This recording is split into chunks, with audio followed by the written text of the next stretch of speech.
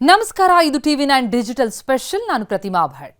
ಗ್ರಾಮೀಣ ವಿದ್ಯಾರ್ಥಿಗಳಿಗೆ ಎಲ್ಲಿದೆ ಗುಡ್ ನ್ಯೂಸ್? ಸರ್ಕಾರದಿಂದಲೇ ಸಿಗಲಿದೆ ಉಚಿತ ಕೋಚಿಂಗ್. ಯಾವುದಕ್ಕೆ, ಏನು ಯೋಜನೆ ಇದು? ಇನ್ ಡೀಟೇಲ್ ಮಾಹಿತಿ ಕೊಡ್ತೀನಿ, ಕೇಳಿ.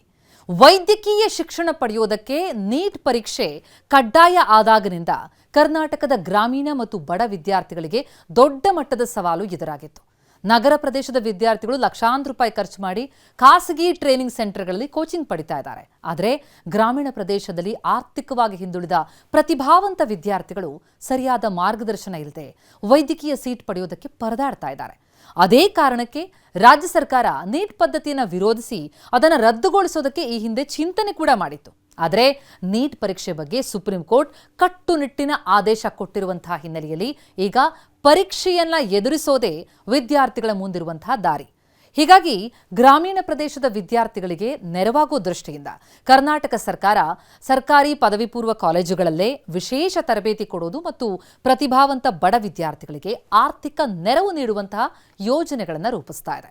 ಗ್ರಾಮೀಣ ಭಾಗದ ಬಡ ವಿದ್ಯಾರ್ಥಿಗಳ ವೈದ್ಯಕೀಯ ಶಿಕ್ಷಣದ ಕನಸನ್ನ ನನಸು ಮಾಡೋ ನಿಟ್ಟಿನಲ್ಲಿ ಕರ್ನಾಟಕ ಸರ್ಕಾರ ಈ ಮಹತ್ವದ ಹೆಜ್ಜೆ ಇಟ್ಟಿದೆ. ಹಳ್ಳಿ ವಿದ್ಯಾರ್ಥಿಗಳಿಗೆ ಗುಣಮಟ್ಟದ ತರಬೇತಿಯನ್ನ, ನೀಟ್ ಟ್ರೈನಿಂಗ್ ಅನ್ನ ಕೊಡೋದಕ್ಕೆ ವಿಶೇಷ ಕ್ರಮ ಕೈಗೊಳ್ತೀವಿ ಅಂತ ವೈದ್ಯಕೀಯ ಶಿಕ್ಷಣ ಸಚಿವ ಡಾಕ್ಟರ್ ಶರಣ್ ಪ್ರಕಾಶ್ ಪಾಟೀಲ್ ವಿಧಾನ ಪರಿಷತ್ನಲ್ಲೇ ಭರವಸೆ ಕೊಟ್ಟಿದ್ದಾರೆ. ವಿಧಾನ ಪರಿಷತ್ನಲ್ಲಿ ಪ್ರಶ್ನೋತ್ತರ ಅವಧಿಯದು. ಆ ಸಂದರ್ಭದಲ್ಲಿ ಕಾಂಗ್ರೆಸ್ ಸದಸ್ಯ ಐವಾನ್ ಡಿಸೋಜಾ ಒಂದು ಪ್ರಶ್ನೆ ಮಾಡ್ತಾರೆ. ನೀಟ್ ಪದ್ಧತಿ ಗ್ರಾಮೀಣ ವಿದ್ಯಾರ್ಥಿಗಳನ್ನ ವೈದ್ಯಕೀಯ ಶಿಕ್ಷಣದಿಂದ ವಂಚನೆ ಮಾಡ್ತಾ ಇದೆ.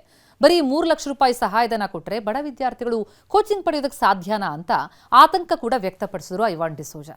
ಅವರಿಗೆ ಸ್ಪಷ್ಟನೆ ಕೊಟ್ಟಂತಹ ಸಚಿವ, ವೈದ್ಯಕೀಯ ಶಿಕ್ಷಣ ಸಚಿವರಾದಂತಹ ಶರಣ್ ಪ್ರಕಾಶ್ ಪಾಟೀಲ್ ಅವರು, ನೀಟ್ ವ್ಯವಸ್ಥೆಯಿಂದ ರಾಜ್ಯದ ವೈದ್ಯಕೀಯ ಸೀಟ್ಗಳ ಸಂಖ್ಯೆನ ನಾವು ಕಡಿಮೆ ಮಾಡಿಲ್ಲ, ನಾವು ನೀಟ್ ಪದ್ಧತಿಯನ್ನು ರದ್ದುಗೊಳಿಸೋಕೆ ನಿರ್ಧಾರ ಮಾಡಿದ್ವಿ. ಆದರೆ ಸುಪ್ರೀಂ ಕೋರ್ಟ್ ಈ ಪದ್ಧತಿ ಪರವಾಗಿ ತೀರ್ಪು ಕೊಟ್ಟಿರೋದ್ರಿಂದ ರಾಜ್ಯದ ಬಡ ಗ್ರಾಮೀಣ ವಿದ್ಯಾರ್ಥಿಗಳು ಸ್ಪರ್ಧಾತ್ಮಕ ಪರೀಕ್ಷೆಯನ್ನ ಸಮರ್ಥವಾಗಿ ಎದುರಿಸೋದಕ್ಕೆ ಸರ್ಕಾರವೇ ಹಂತ ಹಂತವಾಗಿ ಪರಿಣಾಮಕಾರಿ ಕೋಚಿಂಗ್ ವ್ಯವಸ್ಥೆಯನ್ನ ಜಾರಿಗೆ ತರಲಿದೆ ಎನ್ನುವಂತಹ ಭರವಸೆ ಕೊಟ್ಟಿದ್ದಾರೆ.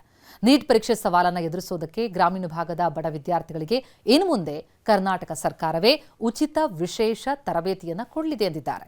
ಸಚಿವರಿಗೆ ಕೊಟ್ಟಿರುವಂತಹ ಈ ಉಚಿತ ತರಬೇತಿ ಭರವಸೆ ಗ್ರಾಮೀಣ ವಿದ್ಯಾರ್ಥಿಗಳಲ್ಲಿ ಹೊಸ ಭರವಸೆಯನ್ನ ಮೂಡಿಸಿದೆ. ನಮಸ್ಕಾರ.